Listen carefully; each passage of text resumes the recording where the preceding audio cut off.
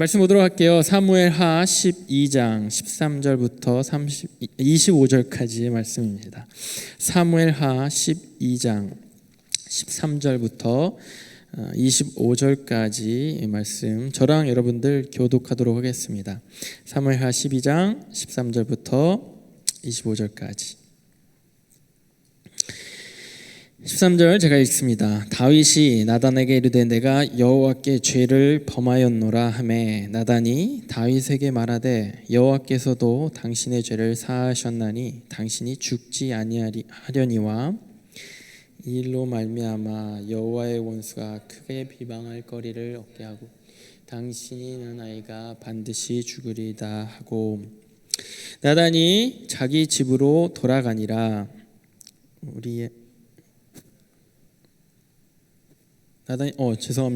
우리아의 아내가 다윗에게 낳은 아이를 여호와께서 치심에 심히 앓는지라.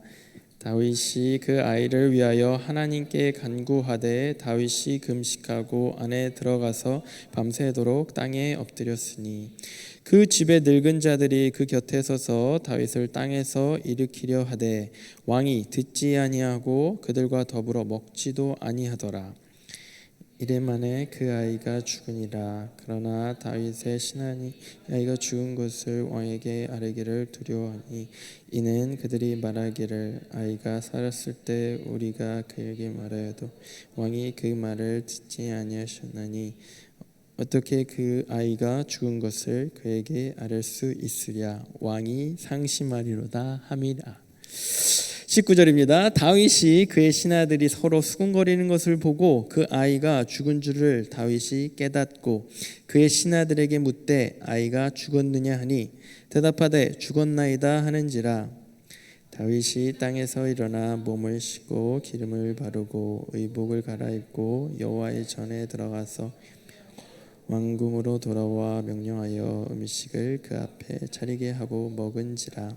그의 신하들이 그에게 이르되 아이가 살았을 때에는 그를 위하여 금식하고 우시더니 죽은 후에는 일어나서 잡수시니 이 일이 어찌 됨이니까 하니 이르되 아이가 살았을 때 내가 금식하고 운 것은 혹시 여호와께서 나를 불쌍히 여기사 살려주실는지 누가 알까 생각함이거니와 지금은 죽었으니 내가 어찌 금식하랴. 내가 다시 돌아오게 할 수 있느냐. 나는 그에게로 가려니와 그는 내게로 돌아오지 아니하리라 하니라.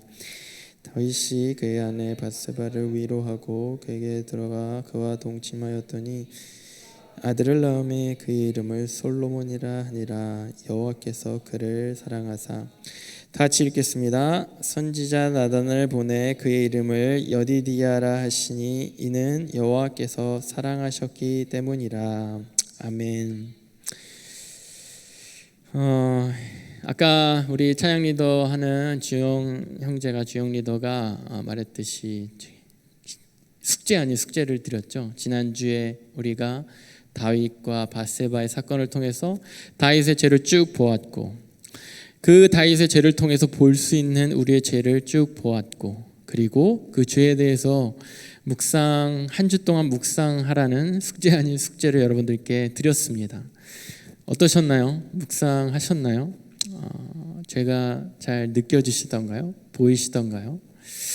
한 주간 또 이렇게 바쁘게 지나다 보니 또 겨를이 없었나요? 여러분들의 죄를 제가 조금 들추고자 했었습니다. 지난주에 마찬가지로 오늘 본문에는요 다윗의 죄를 나단이 들춥니다. 사무엘하 오늘 본문이 있는 12장에 좀 앞에 7절과 9절에 이렇게 나와 있어요. 내가 네게 기름 부어 이스라엘을 다스릴 왕으로 세웠고 너를 사울의 손에서 구해 주었다. 그런데 네가 어떻게 여호와의 말씀을 무시하고 여호와 보시기에 악한 짓을 했느냐. 내가 햇사람 우리아를 칼로 쓰러뜨리고 그 아내를 네 것으로 만들지 아니하였느냐. 너는 그를 암몬 사람의 칼에 맞아서 죽게 했다. 일부러 좀 쉬운 우리말 성경으로 찾아보았습니다. 나단이 직접 나단 선지자가 하나님의 말씀을 그대로 대언합니다. 전달합니다. 그것이 이렇게 아마 말로 우리가 듣기 쉬운 뭔가 성경에 써 있는 문어체라고 하죠. 그런 거가 아니라 듣기 쉬운 말로 아마 다윗에게 직접적으로 선포되어졌을 겁니다. 마치 지난주에 제가 했던 것처럼 죄를 제가 들추듯이 여러분들의 죄를 막 들추려고 제가 애쓴 거예요. 어떻게 보면 저는 나단처럼 그런 여러분들의 죄를 막 이렇게 하나님으로부터 직접 계시받고 정확하게 찌르거나 볼 수는 없었습니다. 그저 제너럴하게 우리가 다윗의 그 죄를 보면서 볼 수 있는 것들을 들려줬을 뿐이죠. 근데 나단은 진짜 직접적으로 찌른 거예요. 너무나도 정확하고 디테일하게. 다윗이 말하지 않았는데, 다윗이 그것을 나누지 않았는데 나단이 하나님 말씀으로 하나님이 아시니까 그대로 찌릅니다. 너가 이렇게 했어. 내가 너 살려줬는데, 내가 너가 힘들 때 항상 너를 붙들었고 지금까지 인도하고 왕으로 만들어 주었는데 너가 나의 도움, 나의 믿음, 또 나의 보살핌, 나의 말, 그것을 버리고 너가 이렇게 했어.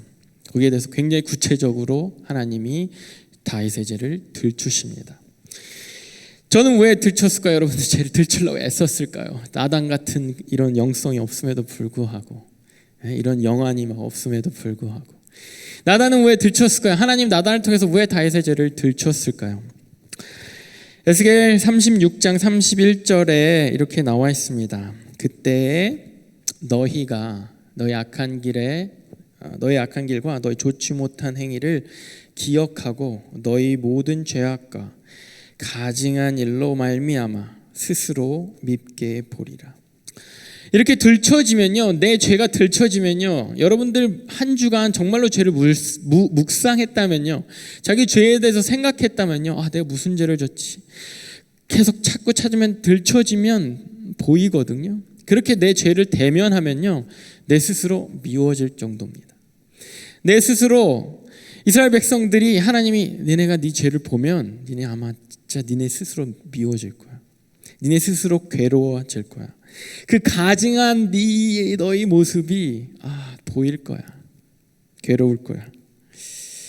죄 앞에서 이렇게 세우는 거예요. 대면하게 하는 겁니다.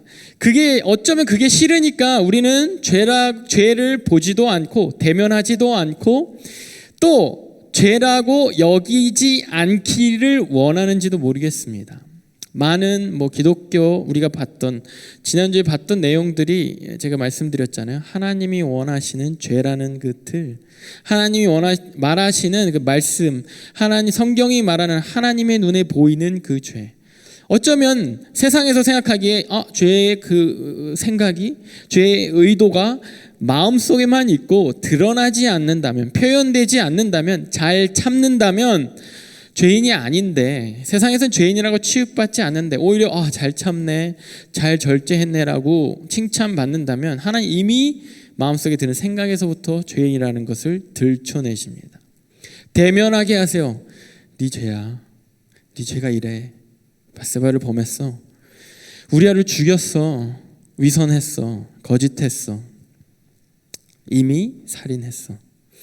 자꾸 우리가 죄 앞에 서서 너무나도 불편하고 너무나도 밉게, 스스로가 밉게 보이는 그 현장을 하나님이 보게 하십니다.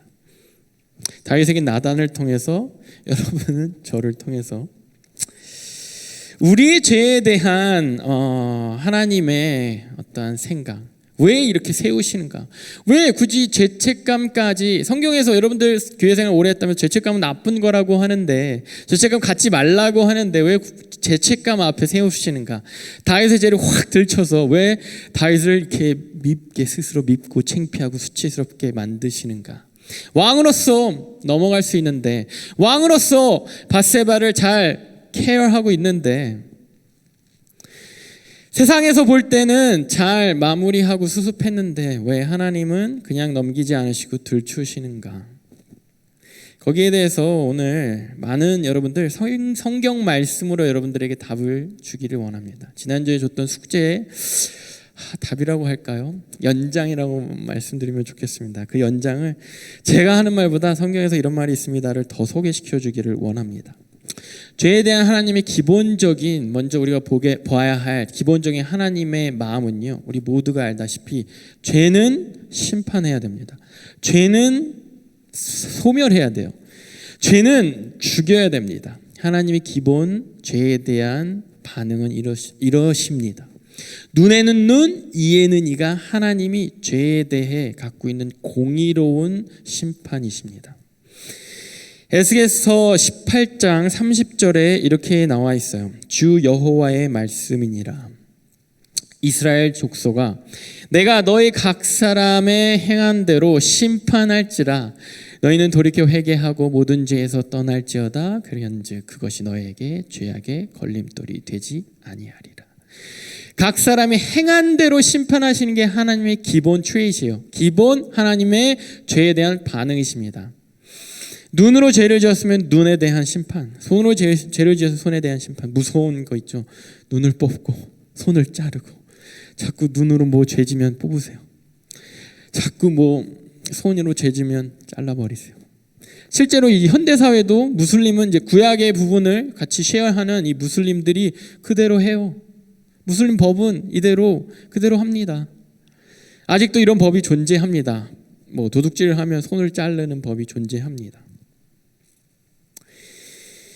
다윗의 경우도 마찬가지였습니다. 오늘 본문이 시작하는 14절 시작하는 부분의 14절에 이렇게 나와 있어요. 이 일로 말미암아 밧세바를 범하고 또 우리아를 죽게 한 이 다윗의 이 일로 말미암아 여호와의 원수가 크게 비방할 거리를 얻게 하셨으니 당신이 낳은 아이가 반드시 죽으리이다. 죄를 하나님은 어떻게 해야 된다고요? 죽여야 합니다. 죄의 결과를 우리가 지은 죄에 대한 결론은 소멸이에요. 죽음입니다. 나름 수습을 잘 해서 아이를 잘 낳게 하려고 밧세바를 그래도 데리고 와서 자기가 죽인 우리아의 아내 밧세바를 데리고 와서 아내를 삼고 아이를 낳게 하는데 그 아이를 다윗의 결과를 다윗의 죄의 결과를 죽게 합니다. 심판하십니다.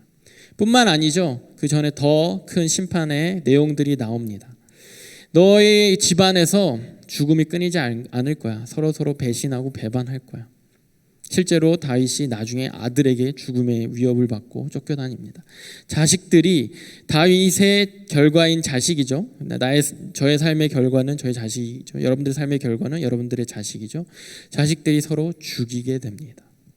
뿐만 아니라 그렇게 밧세바를 범하였던 것처럼 너희 집안에 있는 너가 데리고 있는 여자들이 적들에게 겁탈을 당하고 수치를 당할 거야. 이 말은 뭐냐면 하나님이 죄에 대해서 심판하시기 위해 하나님이 죄와 같이 있으실 수 없기 때문에 죄로 인한 결과에 대해서 하나님이 더 이상 보호할 수 없는 거예요. 적들이 범하려고 하면 거기에 대해서 보호하실 수 없는 겁니다. 사단이 죄의 결과 죽음이라면서요. 그 죽음에 대해서 어큐즈할 때 하나님이 보호하실 수 없는 거예요. 보호하지 않으시는 겁니다. 죽게 내버려 두실 수밖에 없는 거예요. 죄에 대한 결과가 일어나게 놔둘 수밖에 없으신 거예요. 두려울 만한 결과입니다. 여러분들이 지은 그 죄, 여러분들이 한 주간 묵상한 그 죄의 결과들이 다 여러분들 삶 가운데 막 그 심판으로 자 어디 보자 하면서 몇 월 며칠에 뭐 했지? 욕했지? 또 욕 들게. 누구 때렸지? 얻어맞게. 뭐 이렇게 하나하나 하나님이 찰지하신다는 거예요. 100불 빚졌으니까 100불 갚게 하신다라는 겁니다. 하나님 앞에 죄라는 빚을 졌으면 죄를 갚게 하신다라는 거예요. 기본적인 하나님의 죄에 대한 반응은 이러십니다. 이럴 수밖에 없는 겁니다. 왜? 공의로운 하나님이시기 때문에.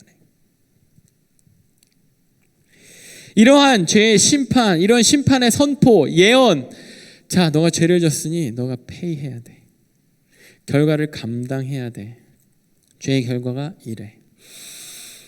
그 전에 내가 지은 죄라는 그 부끄러움 앞에 스스로를 대면시키고 그 창피함 앞에 서 있는 이 다윗이 오늘 본문에서 어떻게 반응한지를 보면서 지난주에 우리가 묵상했던 그 죄의 그 다음 넥스트 스텝은 어떻게 되는지를 보기를 원합니다.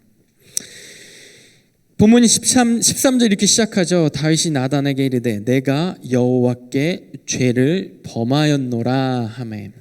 내가 여호와께 죄를 범하였노라 하매. 나단을 통해서 다윗을 죄 앞에 딱 세웁니다. 하나님이 너의 죄가 이래. 너가 이런 존재야. 너가 이런 죄인이야. 너의 죄가 이 정도야. 이렇게 추해. 너의 죄가 내 앞에서 안 보인 게 없었어. 내가 다 알아. 그거를 다시 보기 싫은 다윗 앞에 보여줍니다. 다윗의 첫 번째 반응은요, 내가 여호와께 죄를 범하였노라 하매. 죄책감을, 자기가 죄인임을, 내가 보고 있는 죄가 나의 것임을 시인합니다.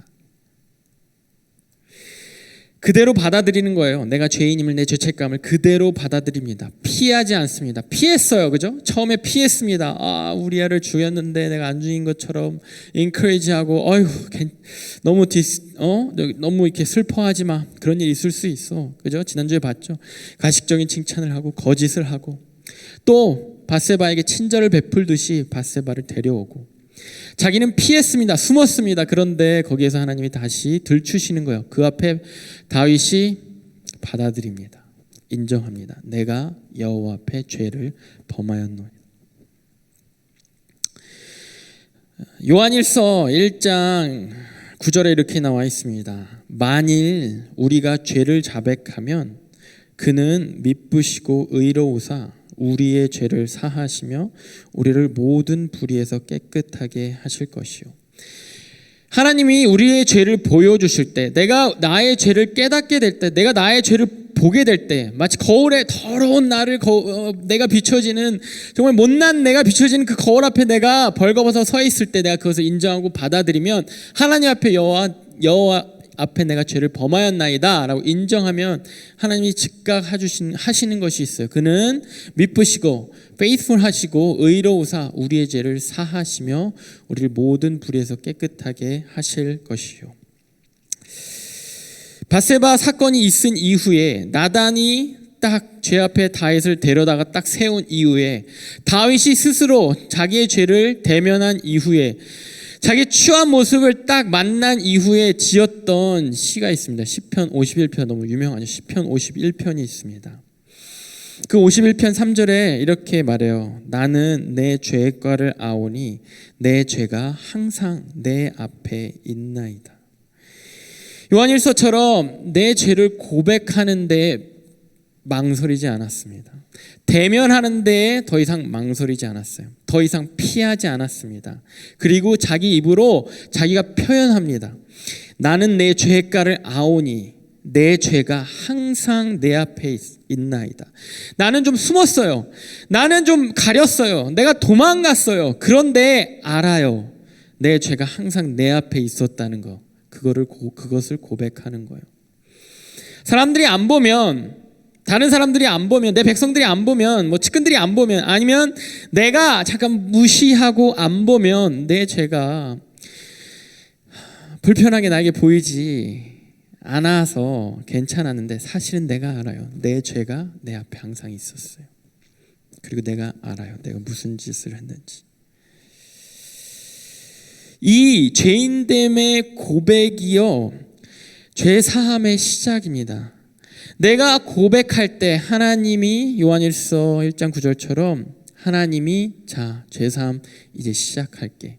자, 이제 너와 내가 이 죄에 대해서 뭔가를 시작할게. 이게 시작되는 겁니다.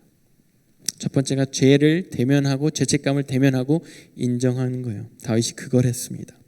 두 번째, 하나님께 용서를 다윗이 간구합니다. 본문 16절이에요. 다윗이 그 아이, 하나님이 이 아이가 정령 죽을 거야. 너의 행동의 결과, 죄의 결과, 이 아이는 정령이 죽을 거야. 다윗이 그 아이를 위하여 하나님께 간구하되 다윗이 금식하고 안에 들어가서 밤새도록 땅에 엎드렸으며 하나님께 용서를 간구합니다. 대면했어요. 너무 창피합니다. 너무 수치스러워요. 내 스스로가 미워요. 내 스스로가 너무 추합니다. 보기 싫었는데 결국 보게 됐네요. 그러면요, 거기에서 다음 스텝은 그 죄를 대면한 내가 이제는 용서를 구하는 거예요. 직접 거기에 대해서 하나님과 딜하는 겁니다. 하나님 용서해 주세요. 하나님은 잘못했어요.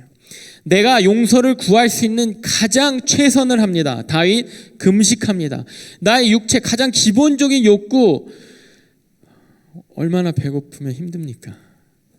음식 그것조차 나의 몸에 허락하지 않습니다. 그리고 그 자기만의 있는 공간에 들어가서 밤새도록 잠도 허락하지 않습니다. 그리고 편안한 침상, 편안한 자리도 허락하지 않습니다. 왕으로서 언제 엎드려 받겠습니까? 모두가 자기에게 엎드리는데 언제 자기가 엎드려 받겠어요? 자기가 바닥에, 가장 어두운 밑바닥에 스스로 엎드립니다. 죄인임을 깨닫고 인정했다면, 죄책감을 대면했다면 이제는 용서를 구하는 거예요. 철저하게 자신이 할 수 있는 모든 것을 동원해서 용서를 하나님 앞에 구하는 겁니다.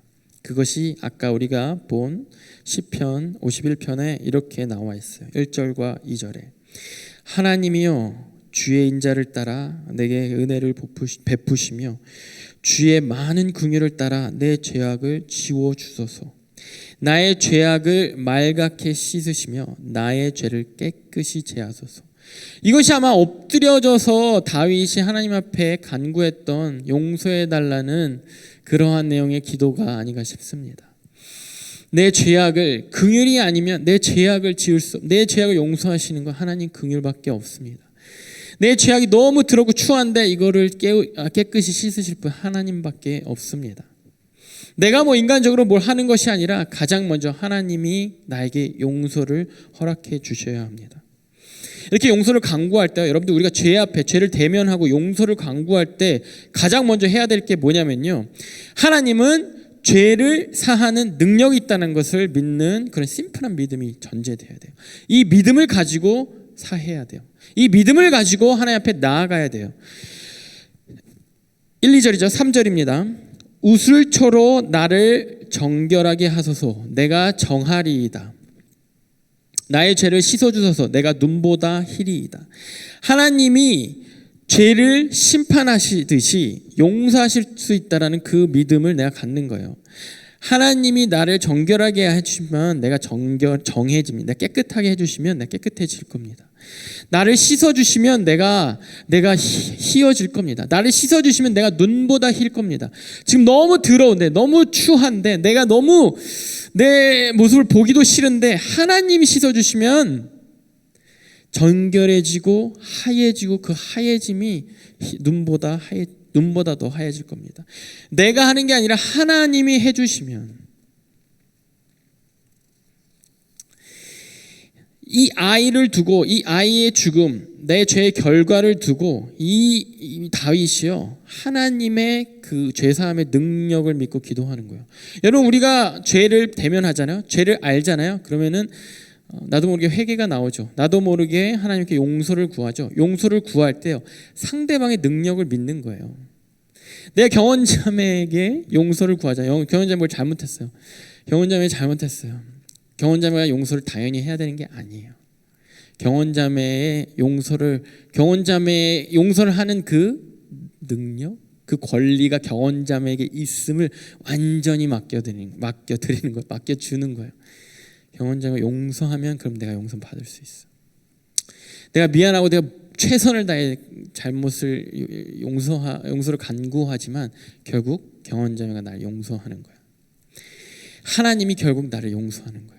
내가 이렇게 했으니까 하나님 용서해야 되는 게 아니라, 어렸을 때 유치하게 미안해, 미안하다고 했잖아, 왜 괜찮다고 안 해? 약간 이런 게 아니라 용서의 권리, 용서의 능력이 하나님의 있음을, 온전히 하나님의 있음을 믿고 드리는 거예요.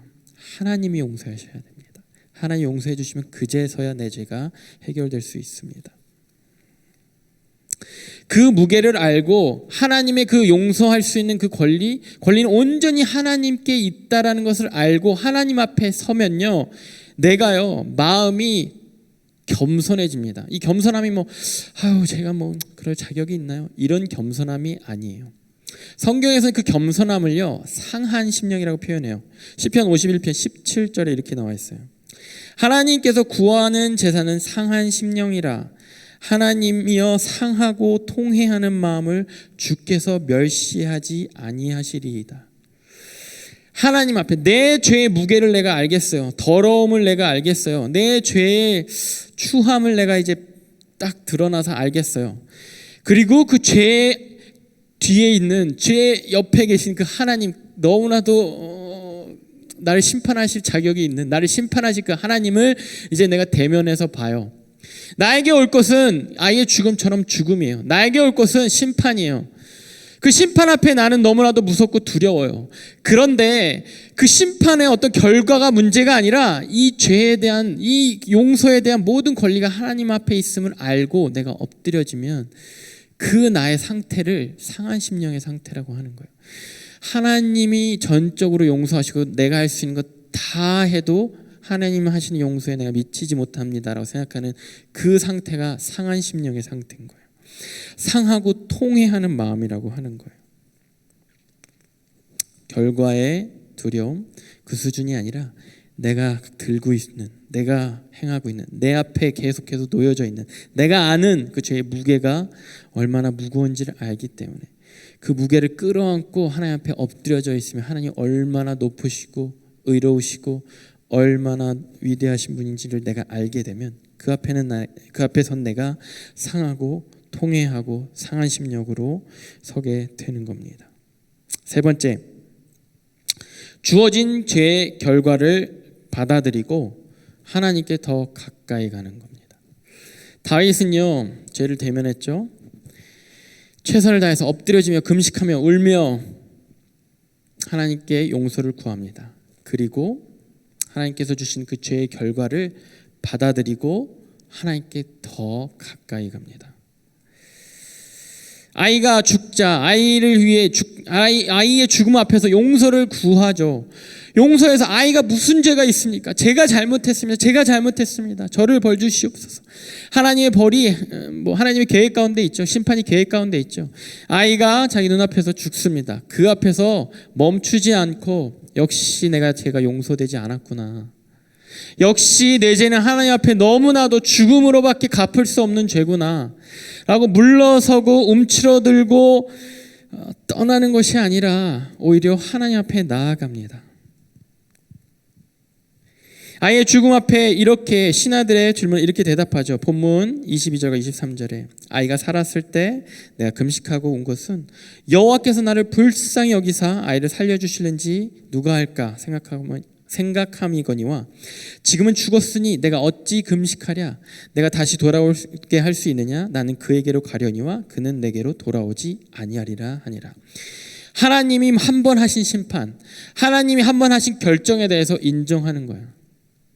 하나님 심판을 결정하셨어요. 아이의 목숨을 가져가시기로 결정하셨어요. 그럼 그것에 대해서 인정하고 받아들이는 겁니다. 거기에 대해서 내가 더 이상 억눌려 있거나 묶여 있지 않는 거예요. 하나님의 결정을 신뢰하는 겁니다. 하나님이 이렇게 하시기로 했으면 이렇게 하는 거라는 것을 신뢰하고 받아들이는 거예요. 시편 51편, 아까 계속 우리가 번갈아 보고 있는 시편 51편 19절에 이렇게 나와 있어요. 그때 다윗이 이렇게 말합니다. 그때 주께서 의로운 제사와 번제와 온전한 번제를 기뻐하시리니 그때 그들이 수소를 주의 제단에 드리리이다. 죄 가운데 있어요. 하나님 앞에 용서를 구합니다. 하나님이 어떠한 벌을 주실지 몰라요. 하나님의 벌 주시는 거, 용서하시는 거 다 하나님에게 달려 있어요. 용서하시면 그 용서함을 받는 거고 심판하시면 그 심판을 받는 거예요. 그때 하나님이 심판하실 때 내가 할 게 뭐냐면요, 다시 번제해 드리는 거예요. 뭐냐면 다시 제사 드린 대로 나아가는 거예요. 다시 숫송아지 끌고 제물 가지고 하나님 앞에 제사 드린 그 자리, 예배 드린 자리로 나아가는 거예요. 우리가 죄 짓잖아요. 우리가 막 죄가 막 느껴지잖아요. 여기까지 막 해요, 사람들이. 우리 죄가 막 느껴지고 막 정말 하나님 앞에 내가 얼마나 추하고 상한 그런 죄의 무게를 갖고 있는 사람인지를 알게 되잖아요. 뭐 하나님 앞에 엎드려지기도 해요. 하나님 앞에 막 엎드려지고 살려주시고 용서해 주시고 제발 나한테 뭐 큰 심판, 나를 괴롭게 하는 심판 내려주지 마세요. 혹은 심판 그 문제가 아니라 하나님 앞에 내가 너무나도 죄인이라는 게 깨달아져서 막 하나님 앞에 다윗처럼 꼬꾸라집니다. 그 다음에 우리가 하는 것이 하나님을 더 이상 민망해서 볼 수가 없어 해요. 하나님 앞에 내가 더 이상 창피해서 나갈 수가 없습니다. 죄를 안 지은 날은 예배드리기가 수월한데 죄 짓고 그 죄가 막 생각나는 날, 그 죄가 내 앞에 있는 거 내가 아는 날, 내가 항상 그 죄, 내가 갖고 있는 그 죄가 또 오늘도 여전히 반복된 그날은요, 예배드리기가 너무 힘든 거예요. 예배 자리에 말씀 앞에 찬양드리기가 너무 부끄러운 겁니다. 다윗이 자기의 죄를 너무나도 잘 알고 용서를 구하고 그 가운데 다윗이 했던 다음 스텝은요, 다시 수송아지를 끌고 번제를 드리러 옵니다. 다시 예배 드리러 옵니다. 하나님 앞에 다시 나옵니다. 하나님 앞으로 나오는 것을 멈추지 않습니다. 이 세 가지의 과정, 내 죄를 대면하는 거, 인정하는 거, 하나님 앞에 용서를 구하는 거, 나의 모든 것 최선을 다해서 용서를 구하는 거, 그리고 죄에 대한 하나님의 심판을 받고 다시 하나님 앞에 나아오는 거, 이 전체를 회개라고 합니다. 이 전체를 repentance라고 하는 거예요. 회개는 내가 죄인임을 인정하고 하나님께 용서함 받기 위해 최선을 다해 내가 하나님께 용서를 간구하고 하나님 주시는 심판, 하나님 주신 어떠한 결과물이든 내가 받고 인정하고 다시 하나님 앞으로 돌아오는 거, 나아가는 거, 그것이 회개예요. 우리는요, 하나님 예수 그리스도의 죽음으로 죄에 대해서 해결함 받았습니다. 존재적으로 죄에 대해서 더 이상 할 일이 없어요. 그런데 하나님이 성경을 보면요, 계속해서 회개하라는 말이 나옵니다. 이 과정을요, 너희들 삶 가운데 죄가 발견되고 느껴지면 이 과정 대면하고 용서하고 하나님의 결과에 받아들이고 다시 하나님께 나아라, 돌아와라. 이것을 계속해라 말씀하십니다. 존재적으로는요, 예수 그리스도 피로 더 이상 제사 안 드려도 돼요. 다윗은 제사 드리러 갔잖아요. 더 이상 제사 안 드려도 돼요. 더 이상 죄에 대해서 우리가 고민 안 해도 됩니다. 존재적으로는요. 죄 때문에 우리가 하나님 나라에 못 들어가는 거 이런 것이 없어요. 왜냐하면 예수 그리스도가 완벽하게 해결하셨기 때문에. 그것은 우리의 믿음 이런 걸 떠나서 예수 그리스도의 완벽한 제사, 완벽한 죄사함이 이미 끝났기 때문에 존재적으로는 그걸 할 필요가 없는데, 그럼에도 불구하고 하나님이 계속해서 회개해라. 이 과정을 계속 반복해라. 그 과정을 반복하라고 제가 저번 주에 그렇게 여러분들한테 죄의 무게에 대해서 던져주고 대면하게 하고, 혹은 그것을 여러분들 이미 용서의 그 과정을 주중 가운데 했는지도 모르겠습니다. 그리고 다행히 이 자리에 나왔죠. 떠나지 않고. 근데 이 과정을 계속하라고 합니다. 왜요?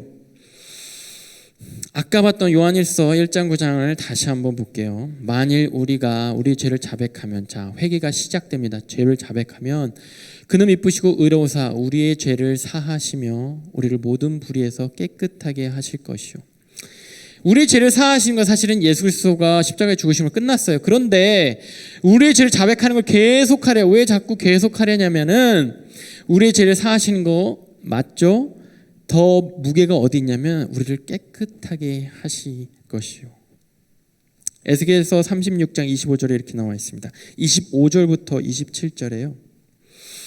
깨끗게 하시는 과정이, 맑은 물을 너희가 죄를 자백하고 회개할 때마다 내가 뭘 할 거냐면 맑은 물을 너희에게 뿌려서 너희로 정결하게 하되 곧 너희 모든 더러운 것에서와 모든 우상 숭배에서 너희를 정결하게 할 것이며,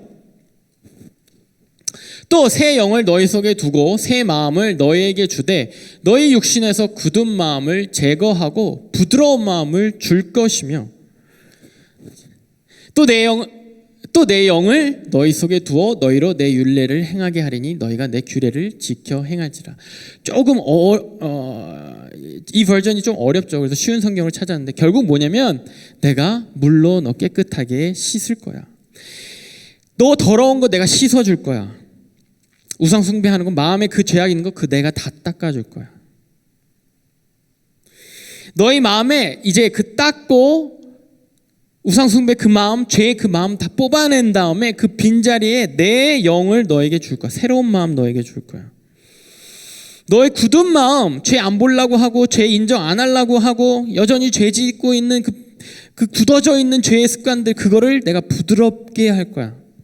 그리고 성령을 줘서 네가 노력하지 않아도 이 말씀, 나의 말씀, 내가 정해준 그 기준 지켜지게 할 거야. 우리가 회개하면 일어나는 그 일이 이거예요. 회개하면 자, 내가 그때부터 씻기 시작할 거야. 아이를 목욕시켜 주듯이. 세차장에 여러분 회개를 시작하는 거 이제 이게 자동 세차 요즘 유행이잖아요. 쫙 라인업해서 페이하고 딱 가서 나의 영을 중립 기어 해보셨죠? 이렇게 뉴트럴 중립 기어에 두는 거예요. 거기에서 내가 뭐 하면 안 돼요. 하나님 앞에 나를 그냥 맡기는 거예요. 내가 이런 자입니다. 내가 이런 자라고 나의 삶에게 기어를 빼는 거예요. 엑셀에서도 발 띄는 겁니다. 그러면 하나님이 자 시작한다 하고 우리를 씻기 시작합니다. 외모, 죄의 습관, 외적인 거죠. 그 외적인 것부터 시작합니다. 본질적인 걸로 들어가요. 마음. 이 마음에 우리가 지난주에 봤던 마음의 죄들 이미 죄의 시작 마음에 있죠. 더 들어갑니다. 이제는 성령을 너에게 줘서 성령 하나님을 줘서 내가 다시 회개하고 지키려고 우리가 자꾸 내가 지키려니까 또 실패하는 거예요. 성령을 줘서 그것을 성령이 너로 하여금 지키게 할 거야. 그게 시작될 거야. 회개는요 하나님 이렇게 씻겨주게 하나님께 맡겨드리는 시작인 거예요. 회개는요 우리 안에서 차지하고 있던 죄의 부분을 빼는 거예요. 죄의 비중을, 죄의 무게를 빼가는 겁니다. 내 안에 차 있었던 그 죄의 그 과정을 하나님이 뽑아주시는 거예요. 그리고 빈자리를 하나님의 마음, 하나님의 영으로 채워주시는 그런 과정입니다. 무엇보다 회개는 하나님으로부터 떠나 있었던 우리를 돌아오게 해요. 이 과정을 예수님이 이 땅에서 제자들에게 데몬스트레이트 해주십니다. 요한복음 13장입니다. 마지막 마차할 때 예수님이 죽기 직전에 제자들 모아놓고 식사합니다. 밥 먹자. 밥 먹다 말고 예수님이 물이랑 수건 가지고 제자들 앞에 엎드려요. 발 씻어줄게. 시몬 베드로가 시몬 베드로에게 이르시니 베드로가 이르되 주여 주께서 내 발을 씻으니까 씻으면서 베드로한테 가니까 베드로가 왜 주님이 내 발을 씻으십니까? 이러지 마세요. 예수께서 대답하여 이르시되 내가 하는 것을 네가 지금은 알지 못하나 이후에는 알리라. 베드로가 이르되 내 발 절대로 씻지 못하리이다. 예수께서 대답하시되 내가 너를 씻어주지 아니하면 내가 나와 상관이 없느니라. 아니 예수님 무슨 제 발을 씻어줍니까? 저는 예수님의 근처도 갈 수 없는 불의한 자고 죄인이고 예수님은 예수님이고 예수님 왜 이러십니까? 저 안 씻어도 돼요. 제가 할게요. 제가 씻을게요. 제가 제 더러운 거 책임질게요. 하나님 내 죄를 하나님 앞에 나올 때 가지고 예배에 참여할 때 영적인 생활할 때 우리 이럴지도 몰라요. 내가 알아서 할게요. 하나님 내가 알아요. 내가 알아서 할게요. 그런데 하나님이 들추시는 이유, 자꾸 끄집어내서 씻으시려는 이유, 예수님이 베드로에게 말씀하신 것처럼 내가 너 안 씻잖아. 우리는 상관없는 거야. 내가 왜 너 자꾸 씻어주려고 하는지 알아? 맑은 물을 뿌려서 너를 막 닦아주려고 하는지 알아? 왜 자꾸 고백하게 하고 나한테 발을 맡기게 하는 줄 알아? 왜냐하면 내가 널 씻어줘야 우리가 상관 있는 사이인 거야. 우리가 사랑하는 사이인 거야. 예수님이 지금 너가 이 회개 이거 구원 부활 이거 아직 예수님 십자가에 달리기 전이잖아요. 또 아직 모를 거야 하면서 그럼 베드로가 이래요. 우리가 예수님 절 씻겨줘야 우리가 상관 있는 거면 차라리 목욕시켜 주세요. 이렇게 해요. 너무나도 순진하고 너무나도 정말 내 순남인가? 하여튼 그렇지 않습니까? 그러니까 예수님이 그래요. 목욕한 자는 발만 씻으면 돼.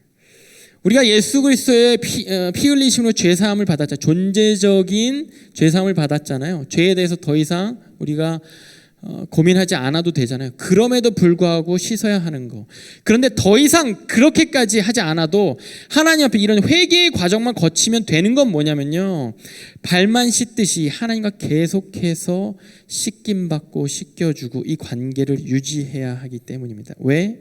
그것이 하나님과 우리의 관계, 예수 그리스도와 우리의 관계, 사랑하는 관계인 거예요. 호세아 14장 1절과 4절에 이렇게 되어 있습니다. 이스라엘아, 내 하나님 여호와께로 돌아오라. 네가 불의함으로 말미암아 엎드려졌느니라. 내가 그들의 반역을 고치고 기쁘게 그들을 사랑하리니 나의 진노가 그들에게 떠났습니다.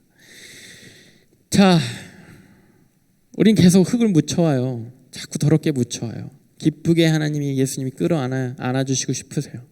그래서 우리를 씻겨주기 원하세요. 하나님이 기쁘게 우리를 끌어안고 함께 뒹굴기 원하세요. 그래서 하나님이 우리를 닦아주기 원하세요. 하나님이 아무 꺼리낌 없이 우리를 끌어안기 원하세요. 그래서 우리가 갖고 있는 그 꺼리낌, 불편함, 그거를 뽑아내고 닦아주시기 원하시는 거예요. 우리가 죄 지은 거 다 알아요. 다 알기 때문에 일로 와, 내가 씻어줄게, 부르세요. 그 부름에 응답하면요, 씻김이 시작되고, 그 부름에 응답하면 내 마음에 있는 꺼리낌이 뽑아져지고, 그 부름에 응답하면 하나님께서 성령을 허락하셔서 이제는 내가 죄 안 지려고 노력하지 않아도 죄 안 짓는 마음, 죄 안 짓는 방향으로 막 자꾸 가게 하세요. 그 기쁨으로 껴안는 그 관계, 사랑의 그 관계를 하나님이 계속해서 우리와 유지하고 싶으세요. 그렇기 때문에 발 씻겨줄게, 발레나. 네 죄 알아, 씻겨줄게, 네 죄 내놔. 하나님께서 계속해서 그 요구를 하시는 겁니다. 본문의 끝이 이렇게 되죠. 본문 24절과 25절에 다윗이 그 아내 밧세바를 위로하고 그에게로 들어가 그와 동침하였더니 그가 아들을 낳음에 그의 이름을 솔로몬이라 하니라. 여호와께서 그를 사랑하사 선지자 나단을 보내 그의 이름을 여디디아라 하시니 이는 여호와께서 사랑하셨기 때문이라. 사랑하시는 그 관계를 다시 회복하세요. 죽였던 그 아이를 다시 새로운 생명으로, 빼앗아갔던 그 아이의 생명을 다시 새로운 생명으로 허락하세요. 진노의 결과로 하나님 죄에 대한 컨시퀀스로 이 아이의 이 생명이 떠나갔어야 했다면 새로운 생명으로 이제 하나님이 사랑을 다시 고백하세요. 너를 다시 사랑으로 끌어안기 위해 씻기고 싶은 그 과정을 내가 거쳤다고. 우리 다윗 시리즈 오늘 이제 마지막입니다. 다윗이 왕이 되기 전에 사울에게 쫓겨다녔던 그 스토리 기억나세요? 다윗이 사울의 신하로서 골리앗을 죽이고 사울이 신하로 있을 때 다윗이 사울로부터 질투받고 미움받아요. 다윗의 인기가 올라가고 내 왕자가 미움받는 것 같고, 그래서 사울이 죽이고 싶어 해요. 그래서 사울이 다윗에게 이런 제안을 하죠. 가서 적군의 포피 100개, 기억나시죠? 포피 100개 가져오면 내 딸을 너에게 줄게. 가서 포피 100개를 얻어와. 이 본문을 설교할 때 얘기했죠. 이것은 얼마나 목숨을 걸어야 하는 위험한 일이었나고. 미가를 데려오기 위해서 했던 이 일은 거의 다윗을 죽게 하려고 사울이 꾸민 그러한 계략이에요. 작전이에요. 전장 끝에 가서 적군의 포피를 베어오게 하는 거. 다윗이 이것 가운데 하나님의 도우심으로, 하나님의 보호하심으로 왕에 올랐죠. 사울의 그 계략, 사울의 그 죽이려는 그 속셈을 다윗이 알고도 그것을 했죠. 지금 지난주에 다윗이 우리아에게 했던 게 그거예요. 우리야, 네가 맨 앞에 가서 싸워. 몇 년 전에 사울이 자기 죽이려고 했던 그 죄, 그 똑같이 다윗이 그렇게 한 거예요. 그리고 그걸 성공시킨 거예요. 사울보다 더 잘 죄 지은 겁니다. 사울보다 더 훌륭히 죄를 해낸 겁니다. 그 그 똑같은 사건 가운데 하나님이 그 죄를 들친 거예요. 그 똑같은 사건, 똑같은 스토리, 똑같은 작전 안에서 하나님이 그 작전이 진행되도록 성공하도록 두신 거예요. 이미 다윗 가운데 있는 그 죄를 고치시기 위해, 씻기 위해 그것을 똑같이 반복되게 하세요. 그리고 거기서 회복이 일어나게 하십니다. 이 아이가 죄의 결과로 난 이 아이가 죽어가는 모습을 다윗이 보게 해요. 그리고 시간이 지난 후 하나님께서 허락하신 또 다른 생명을 다윗의 품에 안겨주십니다. 그리고 여디디아라고, 사랑받는 자라고 이름 주세요. 하나님 회복은요, 여러분 죄 지은 거기서 시작됩니다. 하나님 회복은요, 여러분 죄 짓고 있었던 그 장소에서 시작돼요. 하나님 회복은요, 여러분이 죄 짓게 만든, 여러분이 죄 짓고 있었던 그 관계, 거기서부터 시작돼요. 그게 싫어서 피하고 도망가고 거기 가면 다시 죄 짓고, 여러분들 삶 가운데 그런 던전 같은 데 있잖아요. 여긴 내가 죄 짓는 곳. 한때는 불편했는데 이제는 막 편해. 여기만 가면 오히려 죄 짓기 너무 편해. 거기서 하나님이 다시 회복을 시작하십니다. 거기서 여디디아가 시작돼요. 거기서 내가 너 사랑하기 때문에 다시 시작할 거야 라는 말씀이 시작되는 겁니다.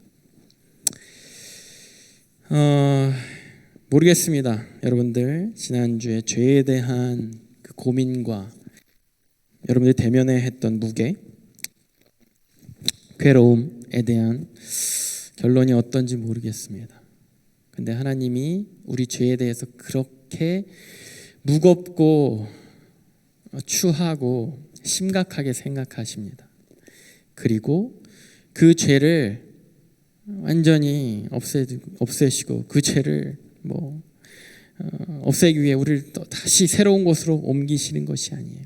그 죄가 시작됐던 곳, 그 죄의 그 뿌리가 있던 곳, 거기에서부터 다시 시작하십니다.